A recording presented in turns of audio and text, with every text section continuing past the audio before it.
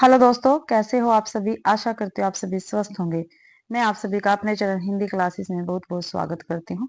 तो आप सभी को पता भी मैंने आप सभी के लिए हिंदी साहित्य, हिंदी व्याकरण, हिंदी भाषा, पत्रकारिता और काव्य शास्त्र की काफी महत्वपूर्ण क्लास चला रखी है। ठीक है, अगर क्लास पसंद आती है तो क्लास को ज्यादा से ज्यादा शेयर करें, लाइक करें और कमेंट भी आप जरूर से जरूर करें भाई। और आप सभी को प्रत्येक देश का साहित्य वहां की जनता की चित्तवृत्ति का संचित प्रतिबिंब होता है। यह कथन किसका, और काफी महत्वपूर्ण कथन है भाई, ये काफी बार पेपर में आया है भाई।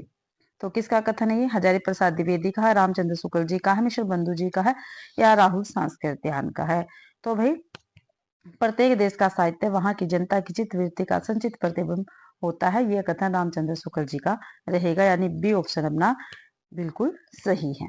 अगला क्वेश्चन है, भाषा पर कबीर का जबरदस्त अधिकार था, वे वाणी के डिक्टेटर थे। भाषा कुछ कबीर के सामने लाचार सी नजर आती थी, यह कथन किसका है? तो वाणी के डिक्टेटर किसने कहा भाई कबीर दास को? तो किसने कहा? मैंने काफी बार आपको बताया है, हजारी प्रसाद द्विवेदी ने कहा। और ये कथन भी हजारी प्रसाद द्विवेदी जी का है कबीर के विषय में, और कबीर की भाषा के विषय में है ये भी।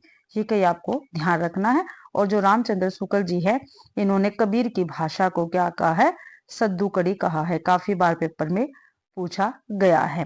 ठीक है, और पंचमेल खिचड़ी किसने कहा भाई कबीर की भाषा को? पंचमेल खिचड़ी किसने कहा है कबीर की भाषा को? तो किसने क्या कहा है? श्याम सुंदर दास ने। किसने कहा है? श्याम सुंदर दास ने कहा है। और संत भाषा, क्या भाई संत भाषा कबीर की भाषा को किसने कहा है? तो डॉक्टर बच्चन सिंह ने कहा है। यह आपको ध्यान रखना है भाई। अगला क्वेश्चन, अमीर खुसरो का मूल नाम क्या है? क्या पता कितनी बार पेपर में पूछा गया क्वेश्चन है। अमीर खुसरो का मूल नाम क्या है? तो क्या है? अब्दुल रहमान, अबुल कलाम, मलिक मोहम्मद या अबुल हसन? तो भाई अमीर खुसरो का मूल नाम अबुल हसन रहेगा, ये आपको ध्यान रखना है। और जो अमीर खुसरो है ये आदिकालीन कवि है, ये भी पेपर में पूछा जाता है। कैसे कवि है? आदिकालीन कवि है। और अमीर खुसरो क्या है? खड़ी बोली के, किसके?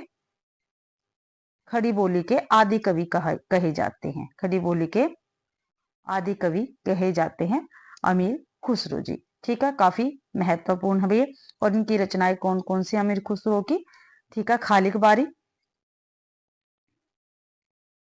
खालिक बारी, टहलिया, मुकरियां, दो सुखने और गजलें भी। अगला क्वेश्चन है, पंडित रामचंद्र शुक्ल ने रीति काल का प्रवर्तक किसको माना है? ठीक है, पंडित रामचंद्र शुक्ल जी ने रीति काल का प्रवर्तक किसको माना है? भिखारी दास को, मतीराम को, केसर दास को, चिंतामणि को? तो रामचंद्र शुक्ल जी ने रीति काल का प्रवर्तक भाई चिंतामणि को माना है, ये आपको ध्यान रखना है। अगला क्वेश्चन है, दुर्गा सप्तशती का चंडी चरित्र के नाम से हिंदी में अनुवाद किसने किया है? ठीक है, जो दुर्गा सप्तशती है इसका हिंदी में अनुवाद किया चंडी चरित्र के नाम से। ये पूछा गया किसने किया है भाई?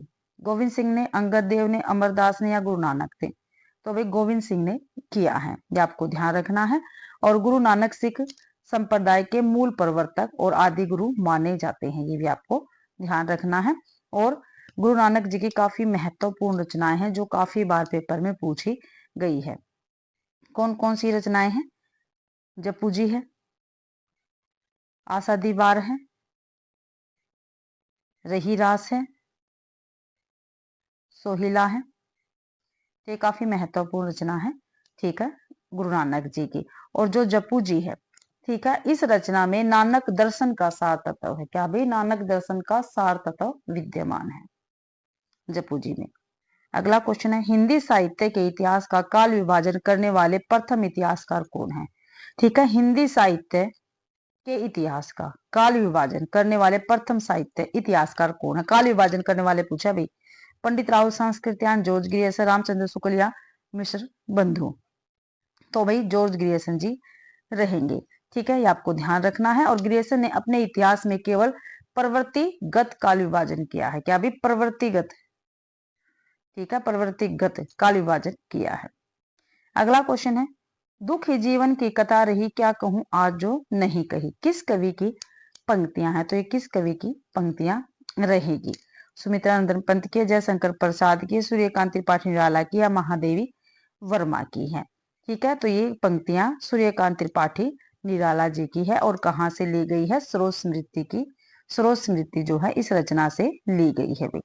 ठीक है, और स्रोत स्मृति, ठीक है, निराला जी ने अपनी पुत्री की याद में लिखी थी भाई, और ये हिंदी का शोक गीत भी कहलाता है। अगला क्वेश्चन, तुलसीदास ने कलि युग का वर्णन कवितावली के किस कांड में किया है? ठीक है, तुलसीदास ने कलयुग का वर्णन कवितावली के किस कांड में किया? उत्तरकांड में, लंका कांड में, सुंदरकांड में, बालकांड में? तो भाई उत्तरकांड में किया है। किसने किया है? उत्तरकांड में किया है, ये आपको ध्यान रखना है। और जो इनकी रामचरितमानस रचना है इसमें उत्तरकांड में भी, ठीक है, जो उसका उत्तरकांड है इसमें भी कलिकाल का वर्णन हुआ है भाई। इसमें कलयुग का हुआ है और उसमें कली काल का वर्णन किया है तुलसीदास जी ने, ये याद रखना है। और जो कवितावली है, ठीक है, इसकी भाषा कैसी है? ब्रज भाषा है। ठीक है, मैंने आपको बताया पहले भी, जो तुलसीदास जी है उनकी रामचंद्र शुक्ल जी ने 12 प्रमाणिक क्या है पुस्तकें मानी है, रचनाएं मानी है, सॉरी रचनाएं मानी है। 6 तो अवधि में है और 6 ब्रज भाषा में है। जिसमें राम और मंगल आता है वो अवधि में है, बाकी ब्रज में है, ये आपको ध्यान रखना है। क्या मैंने अभी कवितावली की क्या भाषा बताई है? ब्रज भाषा बताई है। और इसमें जो कवितावली है इसके उत्तरकांड में, ठीक है, काशी या भाई बनारस, ठीक है, काशी को बनारस भी कहते हैं, ठीक है, इसमें तत्कालीन समय में फैली महामारी का वर्णन है। ठीक है, महामारी का वर्णन किया गया है। अगला क्वेश्चन है 129वां भाई, ये कथन बताना है किसका है? वात्सल्य और श्रृंगार के क्षेत्रों का जितना अधिक उद्घाटन सूर ने अपनी बंद आंखों से किया है उतना किसी अन्य कवि ने नहीं। इन क्षेत्रों का वह कोना कोना झांक आए हैं। काफी महत्वपूर्ण कथन है, ये काफी बार पेपर में पूछा गया है। तो ये कथन किसका? डॉक्टर हजारी प्रसाद द्विवेदी का, रामचंद्र शुक्ल का, डॉक्टर दीनदयाल गुप्ता का है, डॉक्टर नगेंद्र का। तो ये कथन भाई पंडित रामचंद्र शुक्ल जी का रहेगा। ठीक है, ये आपको ध्यान रखना है भाई। और जो सूरदास जी हैं, ठीक है, जो सूरदास जी है ये कृष्णाश्री शाखा के प्रतिनिधि कवि हैं। ठीक है, प्रतिनिधि कवि है, ये आपको ध्यान रखना है भाई। और भाई हजारी प्रसाद द्विवेदी ने, जो हजारी प्रसाद द्विवेदी इन्होंने सूरदास जी के विषय में क्या कहा है भाई? सूरदास, मैं पंक्ति लिखती हूँ आप नोट कर लेना। सूरदास जब अपने विषय का वर्णन शुरू करते हैं तो मानो अलंकार शास्त्र हाथ जोड़कर उनके पीछे पीछे दौड़ा करता है। तो ये हजारी प्रसाद द्विवेदी ने कहा है सूरदास जी के विषय में। अगला क्वेश्चन देखते हैं, बरती होय न राजमद विधि हरि हर पद पाए कभुक काजी सिकरनी सिर सिंधु विलगाए। इस दोहे में कौन सा अलंकार है? तो अलंकार पूछा है, इसमें कौन सा है? विनियोक्ति है, दृष्टांत है, उपमा है, रूपक है। तो इसमें दृष्टांत अलंकार रहेगा। ठीक है, और दृष्टांत अलंकार क्या होता है? जहां उपमेय और उपमान में साधारण धर्म का बिंब प्रतिबिंब भाव प्रदर्शित किया जाता है वहां दृष्टांत अलंकार होता है। आगे देखते हैं, किस संप्रदाय में कृष्ण को प्रमुख स्थान प्राप्त नहीं है? ठीक है, अभी इनमें से कौन सा ऐसा संप्रदाय है जिसमें श्री कृष्ण को प्रमुख स्थान प्राप्त नहीं है? वल्लभ संप्रदाय, राधा वल्लभ संप्रदाय, गौड़ीय संप्रदाय या निम्बार्क संप्रदाय? तो राधा वल्लभ संप्रदाय में श्री कृष्ण को प्रमुख स्थान प्राप्त नहीं है, बल्कि किसको है? तो राधा जी को।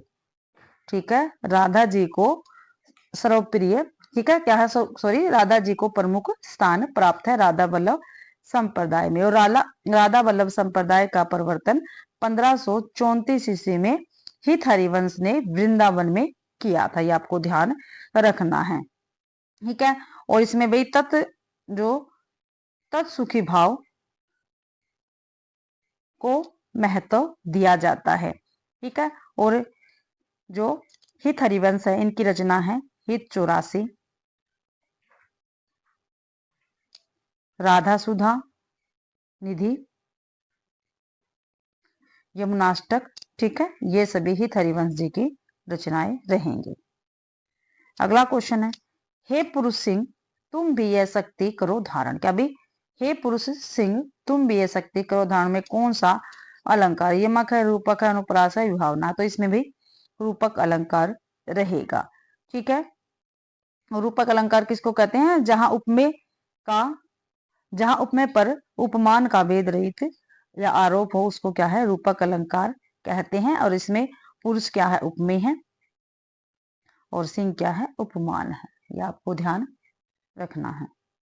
अगला क्वेश्चन है, श्री रामचरितमानस को तुलसीदास ने कितने समय में पूर्ण किया था। तो कितने समय में पूर्ण किया है, 2 वर्ष 11 माह, 2 वर्ष 9 माह 3 दिन, 2 वर्ष 7 माह 26 दिन, 2 वर्ष 9 माह 27 दिन।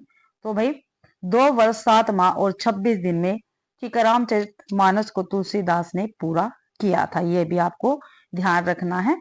और रामचरितमानस की रचना संवत 1631 में ठीक है चैत्र शुक्ल रामनवमी को पूरी हुई थी, आपको ध्यान रखना है। और वह उस समय क्या था, मंगलवार था। क्या था, मंगलवार था। और तुलसीदास जी का एक महत्वपूर्ण कथन भी है ठीक है इसके विषय में, संवत 1631 करहूं कथा हरिपद धरी सीसा। अगला क्वेश्चन है, राम की शक्ति पूजा में किन 2 कविताओं का सार तत्व है। राम की शक्ति पूजा में किन 2 कविताओं का सार तत्व है, वनवेला और वह तोड़ती पत्थर तुलसीदास और सरोज स्मृति और वनमेला तुलसीदास और कुकुरमुर्ता। तो अभी तुलसीदास और सरोज स्मृति इन 2 कविताओं का सार तत्व है राम की शक्ति पूजा में। और ये राम की शक्ति पूजा क्या है, एक लंबी कविता है। कैसी है, लंबी कविता है। और इसके कवि कौन है, निराला जी है, सूर्यकांत त्रिपाठी निराला जी इसके रचयिता रहेंगे। ठीक है, और जो राम की शक्ति पूजा है इस पर भाई बांग्ला के कृतिवास रामायण का क्या है, इस पर प्रभाव है। काफी महत्वपूर्ण है, काफी बार पेपर में पूछा गया है भाई, और आंसर तो अपना बी सही रहेगा। अगला क्वेश्चन है, नैनो से गोपन प्रिय संभावन में कौन सा रस है। रस पूछा गया भाई, नैनो से गोपन प्रिय संभाषण। तो श्रृंगार है, करुण है, वीर है या शांत है। तो इसमें भाई श्रृंगार है, रस है। क्या है, श्रृंगार रस है, आपको ध्यान रखना। और कैसा रस है, तो संयोग रस है। ठीक है, संयोग रस है। और इसमें क्या है, इसमें भाई दाम्पत्य प्रधान प्रेम भाव की जागृति श्रृंगार रस है। ठीक है, इसका स्थायी भाव क्या है, रति है। श्रृंगार का क्या है, स्थायी भाव क्या है, रति होता है। और आपको याद रखना है इसके 2 भेद होते हैं श्रृंगार रस के, कौन कौन से, संयोग श्रृंगार और वियोग श्रृंगार। ठीक है, ये ध्यान रखना है। और श्रृंगार रस को रसराज की संज्ञा दी गई है। ठीक है, रसराज की संज्ञा कौन सी रस को दी गई है, तो श्रृंगार रस को दी गई है। अगला क्वेश्चन देखते हैं, श्री रामचरितमानस में वक्ता श्रोता के कितने युगम हैं। जो श्री रामचरितमानस है इसमें वक्ता और श्रोता के कितने युगम है, 3 है, 2 है, 5 है या 4। तो इसमें भाई 4 युगम है। कितने हैं, 4 युगम है। देखते हैं, वक्ता लिखते हैं यहाँ पे और श्रोता आप कहीं पर नोट कर सकते हैं। ठीक है, शिव वक्ता है, पार्वती इसमें क्या है, श्रोता रहेंगी। ठीक है, पार्वती। फिर है काकभूषुंडी श्रोता वक्ता है, सॉरी। और गरुड़ क्या है, इसमें श्रोता रहेंगे। याग वलक्य वक्ता है और भारद्वाजी क्या है, श्रोता रहेंगे भाई, ये आपको ध्यान रखना है। इसके बाद जो तुलसीदास है ये क्या है, वक्ता है, और संत समाज क्या है, श्रोता रहेगा। अगला क्वेश्चन है, राग गोविंद के रचयिता का नाम बताइए। जो राग गोविंद है इसके रचयिता कौन है? सूरदास है, नंददास है, रैदास है या मीराबाई है? तो राग गोविंद की रचयिता कौन है? मीराबाई रहेगी, ये आपको ध्यान रखना। और मीराबाई भी कृष्ण काव्य धारा की, क्या भी कृष्ण काव्य धारा की प्रमुख कवित्री है, ये भी आपको ध्यान रखना है। उनकी काफी महत्वपूर्ण रचनाएं हैं। नरसिंह जी का मायरा, राग सोरठा, गीत गोविंद का टीका, मलार राग, सत्यभाना नूरुशन, मीरा की गर्बिली और रुक्मणी मंगलमय। अगला क्वेश्चन है, किस कवि की गणना अष्टशाप के कवियों में नहीं की जाती? ठीक है, अष्टशाप के कवि। अष्टशाप की स्थापना भी 1565 ईस्वी में विठलनाथ ने की थी। 4 शिष्य विठलनाथ ने अपने लिए और 4 शिष्य उनके पिता वल्लभाचार्य के थे। ठीक है, तो इन 8 शिष्यों को लेकर इन्होंने अष्टशाप की रचना की थी। तो भाई देखते हैं कौन से कवि अष्टशाप के नहीं है। कुंभन दास, नरोत्तम दास, परमानंद दास और कृष्ण दास। तो जो नरोत्तम दास है ये भाई अष्टशाप के कवियों में शामिल नहीं है, बल्कि 8 कवि कौन कौन से हैं? ठीक है, कुंभन दास है, ठीक है, परमानंद दास, कृष्ण दास, ठीक है, और सूरदास। ये 4 के 4 कवि वल्लभाचार्य के है भाई। ठीक है, और 4 और है, गोविंद स्वामी,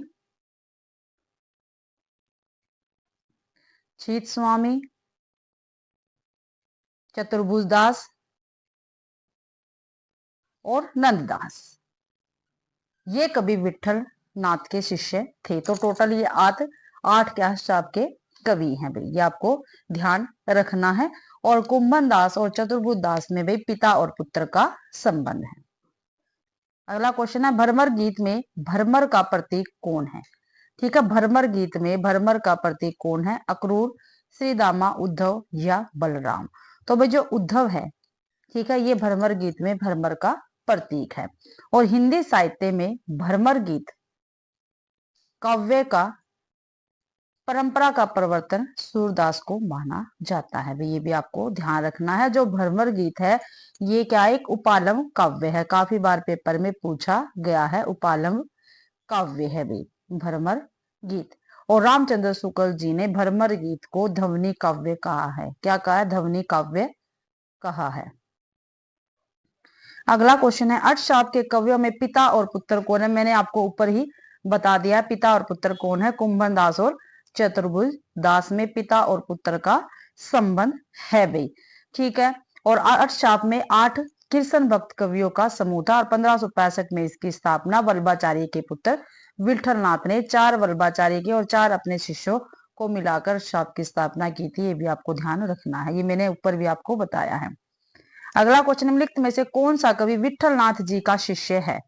ठीक है, विठलनाथ का शिष्य इसमें से कौन है? परमानंदास, चतुर्भुजदास, सूरदास या कृष्णदास? जो ये चतुर्भुजदास है ये वल्लभाचार्य भाई विठलनाथ के शिष्य में आते हैं।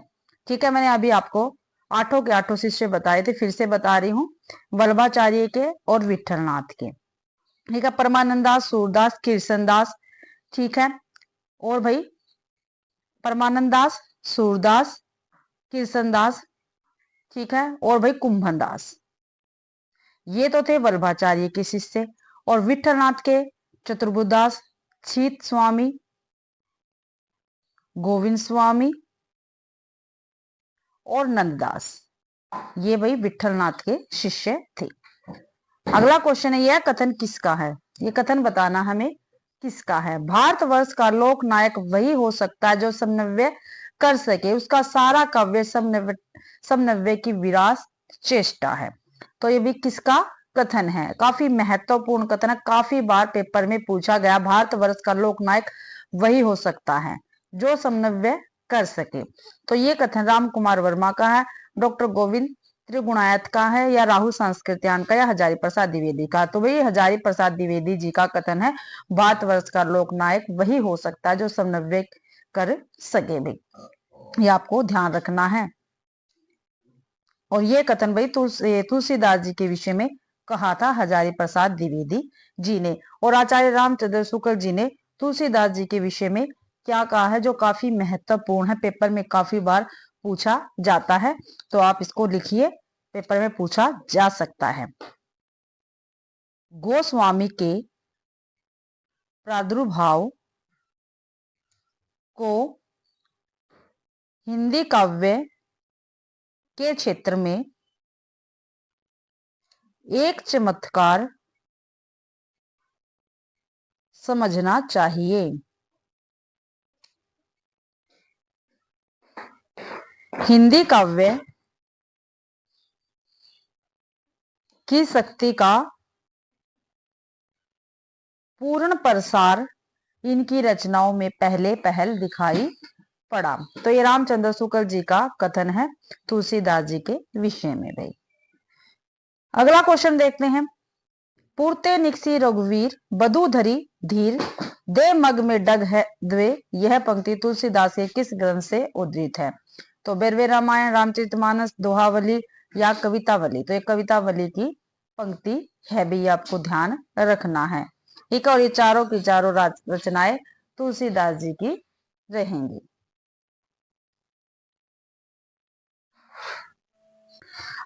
अगला क्वेश्चन, निम्नलिखित में से कौन सी रचना तुलसीदास द्वारा रचित नहीं है? बरवे रामायण, ध्यान मंजरी, कवित रामायण या कृष्ण गीतावली? तो ध्यान मंजरी जो है, ठीक है, ये तुलसीदास की रचना नहीं है, बल्कि किसकी है? नंददास जी की रचना रहेगी। किसकी? नंददास जी की रचना रहेगी भाई। ठीक है, और बरवे रामायण, कवित रामायण तथा कृष्ण गीतावली ये तुलसीदास जी की रचना है। अगला कथन है, और अपनी क्लास का ये लास्ट क्वेश्चन रहेगा। यह कथन किसका है? बुद्ध देव के बाद भारत में सबसे बड़े लोकनायक तुलसीदास है, ये असाधारण प्रतिभा लेकर उत्पन्न हुए। तो ये कथन किसका है भाई? तुलसीदास जी के विषय में। तो किसका है? काफी बार पेपर में पूछा गया है। फादर कामिल Bulcke, doctor Nagendra, George Grierson या नंद दुलारे वाजपेयी? तो भाई ये डॉक्टर ग्रियर्सन जी का कथन है, बुद्ध देव के बाद भारत के सबसे बड़े लोकनायक तुलसीदास हैं, ये असाधारण प्रतिभा लेकर उत्पन्न हुए। ठीक है, ये जॉर्ज ग्रियर्सन जी का कथन है, ये आपको ध्यान रखना है। तो भाई निराला दार्शनिक कवि है, ये कथन किसका है? भाई निराला क्या है? दार्शनिक कवि है। तो ये कथन किसका है, ये आपको बताना है। तो doctor Nand Dulare Vajpeyi, doctor Ramvilas Sharma, doctor Nagendra, doctor Hazari Prasad Dwivedi? तो भाई निराला दार्शनिक कवि है, ये कथन भी डॉक्टर रामविलास शर्मा का रहेगा। बी आंसर अपना बिल्कुल सही रहेगा। ठीक है, रामचंद्र शुक्ल जी ने भी निराला जी को क्या कहा है? काफी महत्वपूर्ण कथन इनके विषय में कहा है रामचंद्र शुक्ल जी ने, और काफी बार पेपर में पूछा गया है। ठीक है, बहु वस्तु स्पर्शनी प्रतिभा निराला जी में है भाई। ये कथन रामचंद्र शुक्ल जी ने कहा है निराला जी के विषय में, और निराला जी को भाई ओज, औदात्य और विद्रोह का कवि कहा जाता है, ये भी आपको ध्यान रखना है। और निराला को भी छायावाद का सलाहका पुरुष भी कहा जाता है। क्या भी? सलाहका पुरुष भी कहा जाता है। तो ये छोटे छोटे फैक्ट होते हैं, ठीक है, जो पेपर में पूछे जाते हैं भाई। अगला क्वेश्चन है, निराला जी की किस रचना को मुक्त छंद की हिंदी की प्रथम रचना माना गया है? ठीक है, अभी निराला जी की रचनाएं हैं, इनमें से पूछा है जो निराला जी की मुक्त छंद की हिंदी की प्रथम रचना, वो हमें बतानी है। गीतिका, जूही की कली, तुलसीदास या अनामिका? चारों की चारों रचनाएं निराला जी की हैं। इनमें से जो जूही की कली है, ठीक है, ये निराला जी की मुक्त छंद की हिंदी की प्रथम रचना है भाई, ये आपको ध्यान रखना है। और निराला को हिंदी में मुक्त छंद का प्रवर्तक भी कहा जाता है। क्या भी? मुक्त छंद का प्रवर्तक कहा जाता है, आपको ध्यान रखना है। और कुछ भाई जो आलोचक हैं, इन्होंने मुक्त छंद को रबर या केचवा छंद भी कहा है। रबर या केचवा छंद भी कहा है, काफी बार पेपर में पूछे गए हैं। और निराला जी की रचनाएं कौन कौन सी है? सबसे महत्वपूर्ण रचना है सरोज स्मृति। ठीक है, सरोज स्मृति, इसको भाई क्या है? हिंदी का शोक गीत कहा जाता है। ठीक है, राम की शक्ति पूजा एक लंबी कविता है। तोड़ती पत्र काफी महत्वपूर्ण रचना है इनकी। बादल राग, विधवा भिक्षुक काफी महत्वपूर्ण, और चार यहाँ पे है ही हमारे पास इनकी रचनाएं। अगला क्वेश्चन है, यह कथन किसका है? कथन दे रखा नीचे, हमें बताना है ये कथन किसका है। स्कंदगुप्त और चंद्रगुप्त दोनों में स्वदेश प्रेम, विश्व प्रेम और आध्यात्मिकता का आधुनिक रूप बराबर झलकता है। ठीक है, तो एक कथन है, हमें बताना है ये कथन किसका है। तो पंडित लक्ष्मी नारायण मिश्र, पंडित रामचंद्र शुक्ल, पंडित हजारी प्रसाद द्विवेदी या पंडित लक्ष्मी नारायण लाल। तो भाई ये कथन पंडित रामचंद्र शुक्ल जी का रहेगा। बी आंसर अपना बिल्कुल सही है। देखते हैं यह कथन किसका है। फिर कथन बताना किसका है। यह कथन किसका है, मैं इस सिद्धांत का समर्थक हूं कि संसार में छोटे बड़े हमेशा रहेंगे और उन्हें हमेशा रहना चाहिए। इसे मिटाने की चेष्टा करना मानव जाति के सर्वनाश का कारण होगा। तो भाई ये कथन किसका है, देखते हैं किसका कथन है।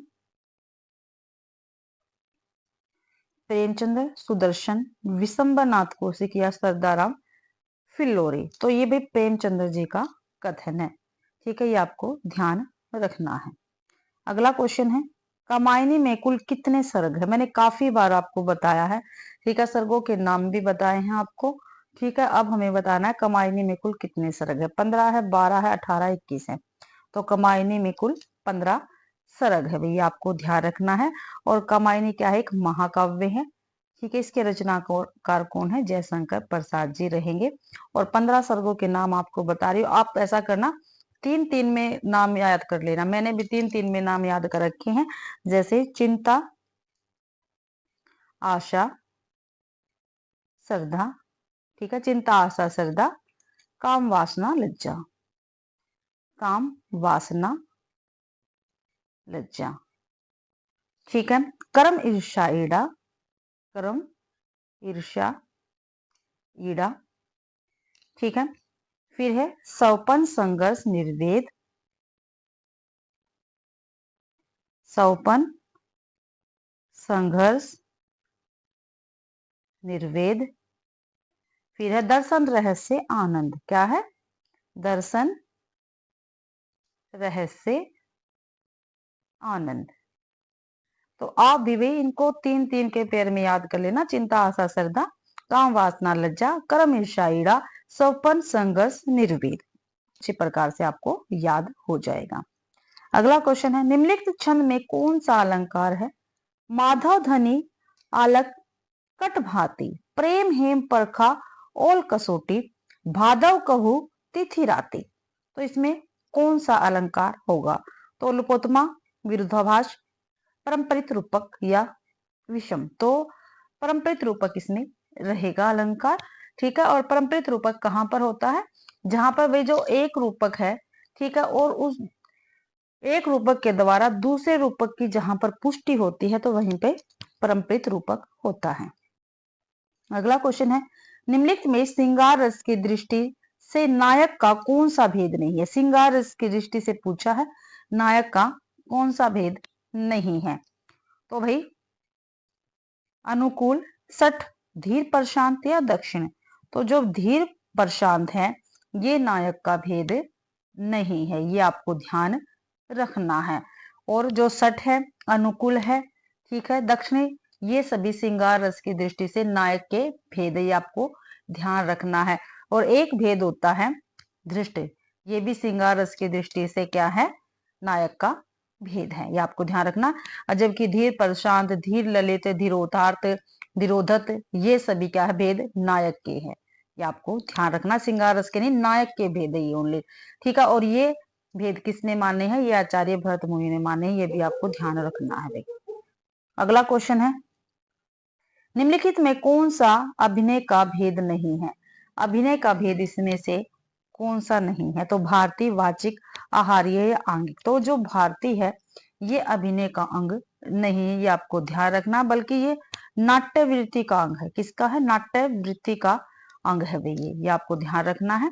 ठीक है, और नाट्य, जो नाट्य शास्त्र में मूलतः 4 नाट्य वृत्तियां हैं। कौन कौन सी है 4 नाट्य वृत्तियां? वो देख लेते। एक तो भारती हो गई, दूसरी सार्थवती हो गई, तीसरी केसिक है, और चौथी है आरभटी। कौन सी है? आरभटी भाई, ये आपको ध्यान रखना है। और जो अभिनय के मूल भाई क्या है? 4 प्रकार होते हैं। क्या है? अभिनय के 4 प्रकार होते हैं। ठीक है, आंगिक, ठीक है, आंगिक, वाचिक, आहार्य, कायिक। ठीक है, ये आपको ध्यान रखना है। अगला क्वेश्चन, निम्नलिखित में से कौन सी रचना जयशंकर प्रसाद की नहीं है? तो जयशंकर प्रसाद की कौन सी रचना नहीं है? रश्मि, आंसू, प्रेम पथिक, महाराणा का महत्व। तो आंसू भी जयशंकर प्रसाद की, महाराणा का महत्व भी है, रश्मि सॉरी प्रेम पथिक भी जो रश्मि है ये भी जयशंकर प्रसाद की नहीं बल्कि किसकी है? महादेवी वर्मा जी की रचना है। किसकी है? महादेवी वर्मा जी की रचना रहेगी। अगला क्वेश्चन है, निम्नलिखित पंक्तियां कमायनी के किस सर्ग की हैं? ठीक है, अभी मैंने बताया था कमायनी में 15 सर्ग है। अब पूछ लिया है कौन से सर्ग की ये पंक्तियां हैं। ठीक है, कमायनी जयशंकर प्रसाद जी का काफी महत्वपूर्ण महाकाव्य है भी। ठीक है, तो देखते हैं, नारी तुम केवल श्रद्धा हो, विश्वास रजत नग पगतल में, पीयूष स्तोत्र सी बहा करो जीवन के सुंदर समतल में। तो ये कौन से सर्ग की पंक्तियां है? लज्जा, आनंद, चिंता या श्रद्धा? तो भाई ये लज्जा सर्ग की पंक्तियां हैं, ये आपको ध्यान रखनी है भाई। ठीक है, ये मैंने आपको बता दिया है, ये ऑप्शन अपना बिल्कुल सही रहेगा। अगला क्वेश्चन है, कामायनी में किस दर्शन की अभिव्यक्ति मिलती है? जो कामायनी महाकाव्य है इसमें किस दर्शन की अभिव्यक्ति मिलती है? तो जैन, बौद्ध, अद्वैत या शैव? तो भाई जो शैव दर्शन है इसकी अभिव्यक्ति हमें कामायनी महाकाव्य में मिलती है और इसमें कितनी है? 15 सर्ग है, मैंने आपको काफी बार बताया है भाई। और जो शांति प्रिय द्विवेदी जी हैं इन्होंने कामायनी को छायावाद का उपनिषद कहा है। क्या कहा? छायावाद का उपनिषद किसने कहा है? शांति प्रिय द्विवेदी ने कहा है भाई कामायनी को। अगला क्वेश्चन है, यह कथन किसका है? देख लेते हैं। वस्तु विन्यास की दृष्टि से कामायनी को दुखांत रचना मान लेने में कोई आपत्ति नहीं। क्या भी वस्तु विन्यास की दृष्टि से कामायनी को दुखांत रचना मान लेने में कोई आपत्ति नहीं। तो ये देखते हैं यह कथन किसका है। तो देख लेते हैं भाई कथन किसका रहेगा। पंडित मुकुटधर पांडे, पंडित नंदुलारे वाजपेयी, डॉक्टर शंभुनाथ सिंह या पंडित राम नरेश त्रिपाठी? तो ये भी पंडित नंदुलारे वाजपेयी जी का कथन रहेगा। बी आंसर अपना बिल्कुल सही है। अगला है संवाद दे रखा भी, ये बताना ये संवाद किसका है। रोने से भीख मांगने से कुछ अधिकार मिलता है, जिसके हाथों में बल नहीं उसका अधिकार ही कैसा? तो ये किसका संवाद है? धातु सेन का है, भट्टार का है, सकंद गुप्त का है या कुमार गुप्त का है? तो ये भाई संवाद भट्टार का है, ये आपको ध्यान रखना है। और ये सकंद गुप्त का पात्र है, जो सकंद गुप्त नाटक है जयशंकर प्रसाद का उसका ये पात्र है भट्टारक। अगला क्वेश्चन देख लेते हैं। राजनीति साहित्य नहीं, उसमें एक एक का महत्व है। कभी एक क्षण के लिए भी चूक जाए तो बहुत बड़ा अनिष्ट हो सकता है। राजनीतिक जीवन की धुरी में बने रहने के लिए व्यक्ति को बहुत जागरूक रहना पड़ता है। ये कथन किसका है? तो कथन किसका है भाई? मल्लिका, प्रिंग मंजरी, कालिदास या विलोम? तो ये कथन भाई प्रिंग मंजरी का है। और प्रिंग मंजरी भाई आषाढ़ का एक दिन, आषाढ़ का एक दिन नाटक की पात्र है। और ये नाटक किसका है? तो ये नाटक मोहन राकेश का है। ठीक है, मोहन राकेश जी का ये नाटक है भाई आषाढ़ का एक दिन। और ये सभी आषाढ़ के एक दिन के पात्र है भाई। कामायनी की प्रमुख पात्र ईड़ा किसका प्रतीकार्थ है? ठीक है, जो कामायनी है उसमें 15 सर्ग हमने देखे हैं। ठीक है, उसमें एक ईड़ा भी था, ठीक है, सरदा भी था। ठीक है, तो इसमें पूछा है जो पात्र है इसमें ईड़ा, जो कामायनी है इसकी प्रमुख पात्र बता रखे ईड़ा, इसका प्रतीक किसका प्रतीक है? अहंकार, मन, बुद्धि या हृदय? तो जो ईड़ा है भाई ये बुद्धि का प्रतीक है। ठीक है, कामायनी में 4 पात्र है। कितने हैं? 4 पात्र है और चारों के चारों पात्र किसी ना किसी के प्रतीक हैं। तो हम देख लेते हैं। जो मनु है ये पात्र भी कामायनी का, मनु है ये मन का प्रतीक है, ये आपको ध्यान रखना, पेपर में पूछे जाते हैं क्वेश्चन। और जो श्रद्धा है, ठीक है, ये हृदय का प्रतीक है। ईड़ा आपको पता चल गया किसका है? बुद्धि का प्रतीक है। फिर एक कुमार पात्र है, ये भाई मानव का प्रतीक है। अगला क्वेश्चन देखते हैं। कथन बताना है भाई ये कथन किसका है। कामायनी का महाकाव्यत्व असंदिग्ध है। तो ये कथन बताना हमें किसका है, तो ये हजारी प्रसाद द्विवेदी का है, पंडित रामचंद्र शुक्ल जी का है, डॉक्टर नगेंद्र का है, डॉक्टर नंदुलारे वाजपेयी का है। तो ये कथन भाई डॉक्टर नगेंद्र का रहेगा, ये आपको ध्यान रखना है। और कमायनी का भी छंद भी पूछा जाता है, भाई कमायनी का मुख्य छंद क्या है, तो तांटक है, काफी बार मैं आपको बता चुकी हूँ भाई, ठीक है। और जो कमायनी है इसकी प्रारंभिक पंक्तियां जो है ये आला छंद में रचित है, किसमें है, आला छंद में रचित है, ये आपको ध्यान रखना है। अगला क्वेश्चन है, वह कौन सा दोष है जो 100 गुणों में भी नहीं छिपता, ठीक है, वह कौन सा दोष है जो 100 गुणों में भी नहीं छिपता, तो कौन सा दोष है वो सोच भाई, वितृष्णा, दारिद्र्य, अपवाद, आलस्य, तो जो दारिद्र्य है वह 100 गुणों में भी नहीं छिपता भाई। अगला क्वेश्चन है, प्रसाद जी के नाटकों में सकंद गुप्त को श्रेष्ठ किसने कहा है, ठीक है, जो सकंद गुप्त नाटक है प्रसाद जी का, जयशंकर प्रसाद जी का, इसको मिश्र कहा, तो किसने कहा, मिश्र बंधु, रामचंद्र शुक्ल, राम कुमार वर्मा, राहुल संस्कृतियान। तो भी प्रसाद जी का नाटक है सकंद गुप्त, इसको श्रेष्ठ रामचंद्र शुक्ल जी ने कहा है, और 1928 ईस्वी में इसका प्रकाशन हुआ था, ये आपको ध्यान रखना है। और इसकी विषय वस्तु क्या है, काफी बार पूछा गया है विषय वस्तु इसकी सकंद गुप्त की, तो भाई इसमें एक कुमार गुप्त पात्र है, ठीक है, वो क्या है, एक विलासी साम्राज्य का क्या है, राजा है, ठीक है, और उसका उसकी जो विलासिता है उसका इसमें चित्रण किया गया है, ये आपको ध्यान रखना है। और इसके अंदर जो कलह है, संघर्ष है, विदेश आक्रमण है, ठीक है, वो सभी इसमें दिखाए गए हैं सकंद गुप्त नाटक में। अगला क्वेश्चन है, चंपू काव्य उर्वशी के रचयिता कौन है, ठीक है भाई, पूछा गया उर्वशी जो है ये क्या है, चंपू काव्य पूछा जाता है पेपर, जो चंपू काव्य है उर्वशी, इसके रचयिता कौन है, तो इसके रचयिता कौन है, रामदास सिंह दिनकर, महादेव वर्मा, सुमित्रा नंदन पंत या जयशंकर प्रसाद, तो भाई इसके रचयिता जयशंकर प्रसाद है, चंपू काव्य उर्वशी के रचयिता कौन है, जयशंकर प्रसाद है, आपको ध्यान रखना है। ये उर्वशी काव्य है, ये जयशंकर प्रसाद की क्या है, सबसे पहले पुस्तकाकार रचना है, ये भी आपको ध्यान रखनी है, और 1909 ईस्वी में इसका प्रकाशन हुआ था, ठीक है। और जो रामधारी सिंह दिनकर है इनकी भी एक रचना है उर्वशी, ठीक है, उनकी भी एक रचना है उर्वशी, ये चंपू काव्य नहीं, 1961 में ये लिखी गई थी, और ये क्या है, गीति नाट्य है, उर्वशी क्या है, गीति नाट्य है, जो दिनकर की उर्वशी है ये गीति नाट्य है, और जयशंकर प्रसाद जी की जो उर्वशी है वो क्या है, चंपू काव्य है। और इसी रचना पर रामधारी सिंह दिनकर को क्या है, ज्ञानपीठ पुरस्कार मिला था, कब मिला, 1972 ईस्वी में, ठीक है, ये भी आपको ध्यान रखना है।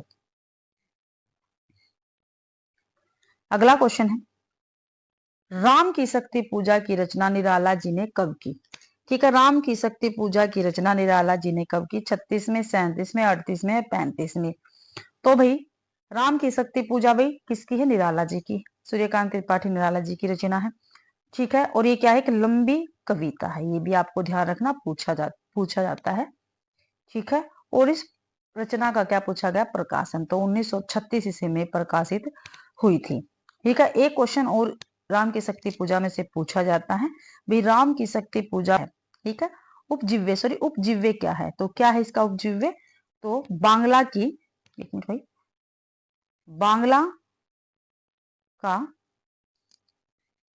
कीर्तिवास रामायण, ठीक है, ये इसका उपजीव्य है। अगला क्वेश्चन है, शुक्ल जी ने ऐसा किस निबंध में कहा है, हम मूर्ख, बलहीन और आलसी हो गए हैं, हमारा धन विदेश चला जाता है, रुपए का 1.5 पाव घी बिकता है, इसलिए शिक्षा का अभाव है। तो भाई ये जो कथन है ये रामचंद्र शुक्ल जी के निबंध से है, ठीक है। अब हमें बताना है, ठीक है, कौन से निबंध से ये कथन लिया गया है, लोभ और प्रीति, कविता क्या है, भाव या मनोविकार, या लज्जा और ग्लानि, तो ये चारों के चारों निबंध किसके हैं, रामचंद्र शुक्ल जी के निबंध है, ठीक है। तो भाई ये पंक्तियां जो है ये कौन से निबंध में से है, तो ये कविता क्या है, इस निबंध में से पंक्तियां ली गई हैं, बी आंसर अपना बिल्कुल सही रहेगा। अगला क्वेश्चन है भाई, निम्नलिखित में दलित जीवन पर आधारित कहानी कौन सी है, भाई कहानी पूछिए कौन सी है दलित जीवन पर आधारित, ईदगाह, घर जमाई, ठाकुर का कुआं या गुल्ली डंडा। ठीक है, देखो भाई सबसे पहले ये चारों की चारों रचनाएं किसकी है? कहानियां मुंशी प्रेमचंद्र जी की कहानियां हैं ये। ठीक है, अब दलित जीवन पर आधारित कहानी पूछी है तो कौन सी है? ठाकुर का कुआं दलित जीवन पर आधारित कहानी है। ठीक है, ये आपको ध्यान रखना है भाई। अगला क्वेश्चन है, समकालीन मार्क्सवाद ग्रंथ के लेखक का नाम बताना है। समकालीन मार्क्सवाद ग्रंथ के लेखक का क्या नाम है? तो क्या है? डॉक्टर नगेंद्र है, रामस्वरूप चतुर्वेदी है, डॉक्टर विशंबर नाथ उपाध्याय है, डॉक्टर नंदुलारे वाजपेयी है। तो डॉक्टर विशंबर नाथ उपाध्याय जी रहेंगे समकालीन मार्क्सवाद ग्रंथ के लेखक भी। सी आंसर अपना बिल्कुल सही है। अगला क्वेश्चन है, गीता की कसम खाकर कहती हूँ जो कहूंगी सच कहूंगी, कचहरी में तो व्यक्ति कटघरे में खड़ा कसम खाकर झूठ बोल जाता, परंतु आत्मा का कटघरा बड़ा तीखा है, यह कथन किसका है? तो किसका है ये कथन? कृष्णा अग्निहोत्री, चित्रा मुदगल, मैत्री पुष्पा या सूर्यबाला। तो ये कथन है कृष्णा अग्निहोत्री जी का। ये आंसर अपना बिल्कुल सही है। अगला क्वेश्चन है, जयशंकर प्रसाद द्वारा रचित ब्रज भाषा की रचना किस काव्य संग्रह में संकलित है? ठीक है, जयशंकर प्रसाद ने जो ब्रज भाषा में रचना की है वो किस काव्य संग्रह में है भाई? प्रेम पथिक, कानन कुसुम, चित्राधारा या महाराणा का महत्व। तो भाई जो चित्राधार इनका काव्य संग्रह है, इसमें इनकी ब्रज भाषा की रचना क्या है? संकलित है। ये आपको ध्यान रखना है। जबकि जयशंकर प्रसाद क्या थे? खड़ी बोली के कवि थे। क्या थे? खड़ी बोली के कवि थे भी जयशंकर प्रसाद। और इनका खड़ी बोली में लिखा गया प्रथम संग्रह कौन सा? काफी बार पेपर में पूछा गया है, कानन कुसुम। ठीक है, और भाई जो जयशंकर प्रसाद है इनको छायावाद का ब्रह्मा भी कहा जाता है, ये भी आपको ध्यान रखना है। और जयशंकर प्रसाद की रचनाएं भी आपको याद रखनी है। ठीक है, इनकी रचनाएं कौन कौन सी है? उर्वशी, वन मिलन, प्रेम राज्य, अयोध्या का उद्धार, सुकोच्छवास, बबरूवाहन, कानन कुसुम, प्रेम पथिक, महाराणा का महत्व, चित्राधारा, ठीक है, झरना, आंसू, लहर और कमाइन। ये आपको ध्यान रखना है। तो भाई दास किस उपन्यास का प्रमुख पात्र है? जो बावन दास है भाई, ये पूछा गया है कि कौन सा ऐसा उपन्यास है जिसका ये पात्र है? तो जुलूस है, मेला आंचल है, दीर्घ तपा या प्रति परिकथा। ये चारों के चारों भाई उपन्यास फणीश्वर नाथ रेणु के हैं। किसके हैं? फणीश्वर नाथ रेणु जी के है भी, आपको ध्यान रखना। इनमें से बावन दास, ठीक है, मेला आंचल का क्या है भाई? प्रमुख पात्र है, ये आपको ध्यान रखना है। और मेला आंचल फणीश्वर नाथ रेणु जी का उपन्यास है और ये हिंदी का प्रथम आंचलिक उपन्यास है। क्या है? प्रथम आंचलिक उपन्यास है। मेला आंचल काफी बार पेपर में पूछा गया है। और जो बावन दास है, मेला आंचल में भाई गांधीवादी विचारधारा का, क्या भाई? गांधीवादी विचारधारा का व्यक्ति है, ये भी आपको ध्यान रखना है। और सभी क्या है, मैंने आपको पहले ही बता दिए, सारे के सारे उपन्यास किसके? फणीश्वर नाथ रेणु के हैं। अगला क्वेश्चन है, उपन्यास मासिक पत्रिका के संपादक कौन थे भाई? जो उपन्यास मासिक पत्रिका है इसके संपादक पूछा है, कौन थे? तो कौन थे? किशोरीलाल गोस्वामी, राधाचरण गोस्वामी, बाल कृष्ण भट्ट या ठाकुर जगमोहन सिंह। तो भाई उपन्यास पत्रिका के संपादक किशोरीलाल गोस्वामी थे। ये आंसर अपना बिल्कुल सही रहेगा। और इसका प्रारंभ गोपाल राम गहमरी ने किया था। ठीक है, जो उपन्यास पत्रिका है इसका प्रारंभ किसने किया था? गोपाल राम गहमरी ने किया था, ये आपको ध्यान रखना है। और कब? 1898 ईस्वी में। कहाँ से? काशी से भाई, ये भी आपको ध्यान रखना है। अगला क्वेश्चन है, रधिया महादेवी वर्मा के किस संस्मरण की पात्र है? जो रधिया है, क्या ये कौन से संस्मरण की पात्र है? ठीक है, और वो संस्मरण किसका? महादेवी वर्मा का है। तो घीसा, सबिया, बदलू या रामा। तो भाई जो रधिया है ये बदलू संस्मरण की पात्र है, ये आपको ध्यान रखना है। और इसमें भाई कुम्हार, बदलू और रधिया का सरल दाम्पत्य प्रेम क्या है? प्रकट किया गया, ये आपको ध्यान रखना है। और जितने भी ये संस्मरण है ये अतीत के चलचित्र में संकलित है। अगला क्वेश्चन है, लालचेन उपन्यास के लेखक का नाम क्या है? लालचेन क्या है? एक उपन्यास है, इसका लेखक का नाम पूछा है, क्या है भाई? तो कौन है? ब्रजनंदन साय है, लाला सीताराम है, लाला श्रीनिवास दास है, श्रीपति राय है। तो लालचेन उपन्यास के लेखक है ब्रजनंदन सहाय। ये आंसर अपना बिल्कुल सही रहेगा। ठीक है, और ब्रजनंदन सहाय जी की काफ़ी महत्वपूर्ण उपन्यास भी है भाई। ठीक है, कौन कौन सा? सौंदर्य उपासक है, राधाकांत एम राजेंद्र मालती, ये इनकी काफ़ी महत्वपूर्ण उपन्यास है भाई। ठीक है, और इनका सर्वश्रेष्ठ उपन्यास है, ठीक है, क्या है? सौंदर्य उपासक इनका सबसे सर्वश्रेष्ठ उपन्यास है। और श्रीनिवास दास जी का प्रमुख उपन्यास कौन सा है? कौन सा प्रमुख उपन्यास है जो काफ़ी बार पेपर में पूछा गया है? परीक्षा गुरु। अगला क्वेश्चन है, अवस्था भेद के आधार पर कौन सा भेद लोकगीत का नहीं है? अवस्था भेद के आधार पर कौन सा ऐसा भेद है जो लोकगीत का नहीं है? ये आपको बताना है। युवाओं द्वारा गे गीत, वृद्धों द्वारा गे गीत, बालकों द्वारा गे गीत या किशोरों द्वारा गे गीत? जो किशोरों द्वारा गे गीत है ये लोकगीत का भेद नहीं है। ठीक है, ये आपको ध्यान रखना है। और सभी क्या है? लोकगीत के भेद है। अगला क्वेश्चन है, विशुद्ध चरित्रावली या जीवन चरित्र का लेखक कौन है? ठीक है, विशुद्ध चरित्रावली या जीवन चरित्र के लेखक कौन है भाई? ये आपको बताना है। तो माधव प्रसाद मिश्र, सुखदेव बिहारी मिश्र, केशव प्रसाद मिश्र या बालकृष्ण भट्ट?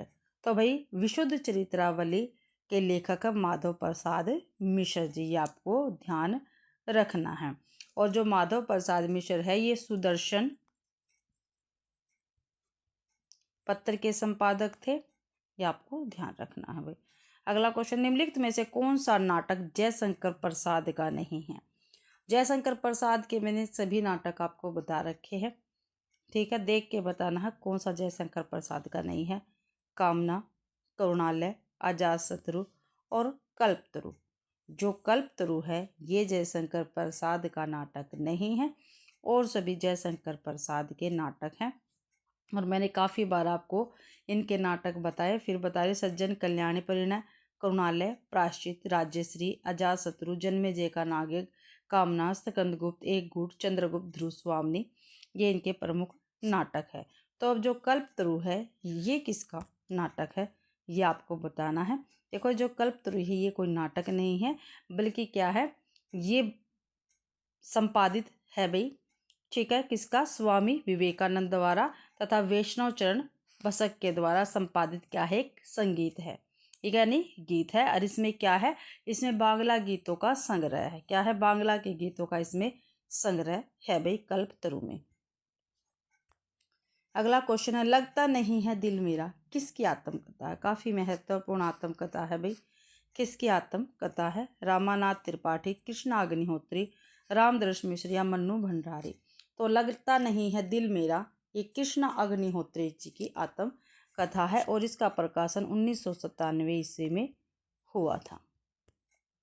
अगला क्वेश्चन है, जब लड़कों की तरह लड़कियों की शिक्षा और जीविका की सुविधाएं निकल आएगी तो दहेज प्रथा भी विदा हो जाएगी, उसके पहले संभव नहीं, यह कथन किस कहानी से उधरता है? देखो, ये कथन जो है ये कहानी में से लिया गया है, ये आपको ध्यान रखना है। अब पूछा ये किस कहानी का कथन है? नशा, गीला, घर जमाई या बड़े भाई साहब? तो भैया गीला कहानी का कथन रहेगा, ये भी आपको ध्यान रखना है। ठीक है, किसका है? गीला कहानी का कथन है, और ये कहानी मुंशी प्रेमचंद्र जी की है। ठीक है, अगला क्वेश्चन है, हिंदी साहित्य में शुक्ल जी का वही महत्व है जो उपन्यासकार प्रेमचंद्र या कवि निराला का, यह कथन किसका है? ठीक है, कथन आपके लिए काफ़ी महत्वपूर्ण है, आप सभी को पता है। कथन पेपर में कहीं से भी पूछे जा सकते हैं, तो और ना इनको याद करने की कोई ट्रिक है, बस बार बार अभ्यास करते रहना, यही क्या है? कथन याद करने की सही तरीका है। तो डॉक्टर नंदुलारे वाजपेयी, रामविलास शर्मा, डॉक्टर नगेंद्र, दीनदयाल गुप्त भाई। तो हिंदी साहित्य में शुक्ल जी का वही महत्व जो उपन्यासकार प्रेमचंद्र या कवि निराला का भाई। तो ये कथन किसका है? तो ये डॉक्टर रामविलास शर्मा जी का रहेगा और ये काफ़ी महत्वपूर्ण कथन है।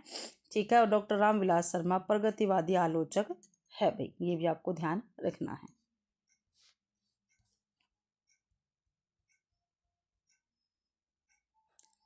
अगला क्वेश्चन है, आत्मकथा में लेखक अपने जीवन की प्राय अधोपांत कहानी लिखता है। आत्म संस्करण में जीवन के एक सीमित खंड के संस्करण लिखता है। यह कथन किसका है?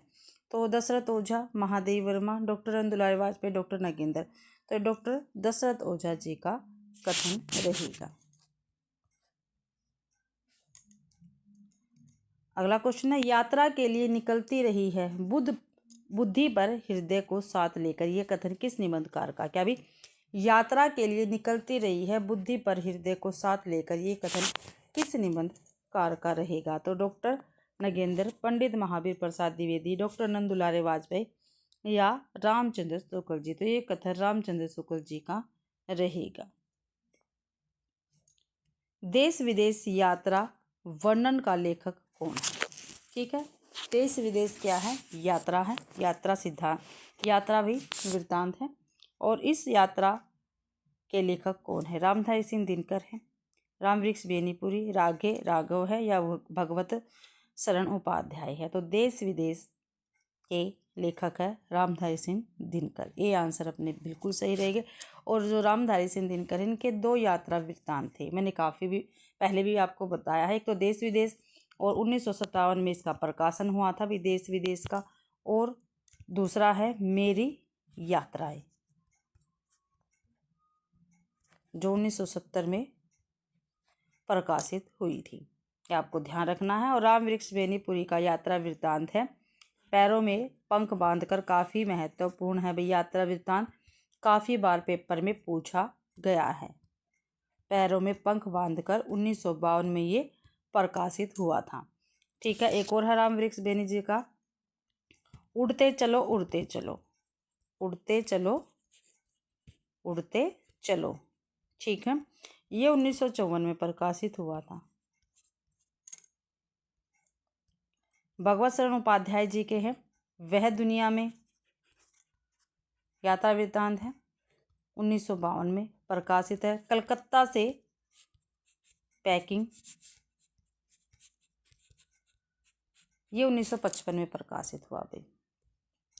अगला क्वेश्चन है, गोदान के किस पात्र ने ऐसा कहा है, विवाह को मैं सामाजिक समझौता समझता हूँ और उसे तोड़ने का अधिकार न पुरुष को है न स्त्री को। समझौता करने से पहले आप स्वाधीन हैं, समझौता हो जाने के बाद आपके हाथ कट जाते हैं। तो ये भाई किसका कथन रहेगा? प्रोफेसर मेहता, पंडित ओकारनाथ, अमरपाल सिंह या मिर्जा खुर्शीद। तो चारों के चारों पात्र भाई गोदान उपन्यास के हैं। ठीक है, ये कथन किसका है? ठीक है, तो ये प्रोफेसर मेहता का कथन है। ठीक है, और गोदान उपन्यास के लेखक कौन है? मुंशी प्रेमचंद्र है, ये भी आपको ध्यान रखना है।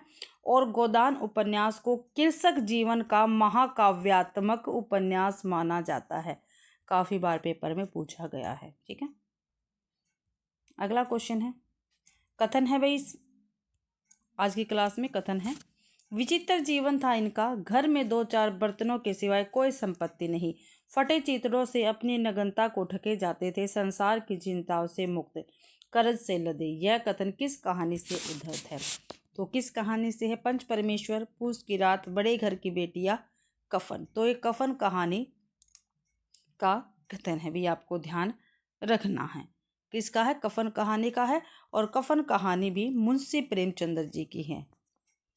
किसकी है? मुंशी प्रेमचंद्र जी की है भाई कफन कहानी। ये भी पंच परमेश्वर भी, पूस की रात, बड़े घर की बेटी और कफन, ये सभी कहानियाँ मुंशी प्रेमचंद्र जी की है। जो कफन कहानी है इसके पात्र कौन है? घीसू और माधव, काफ़ी बार पेपर में पूछा है। घीसू और माधव इस कहानी के प्रमुख पात्र है। और इस कहानी में मुंशी प्रेमचंद्र का जो आदर्शवाद था उसका मोहभंग हो गया था।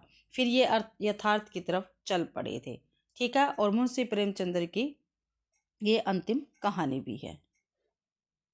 अगला क्वेश्चन है, जहाँ बिना कारण के कार्य होता वह कौन सा अलंकार होता है? परिभाषा पूछ ली गई है, मैंने काफ़ी बार ये परिभाषा आपको बताई है। अतिशयोक्ति, विभावना, यमक या विषम। तो जहाँ बिना कारण के कार्य होता है वहाँ पर विभावना अलंकार होता है। उदाहरण भी मैंने आपको काफ़ी बार बताया है। बिनु पग चले सुने बिनु काना, कर बिनु कर्म करे विधि नाना।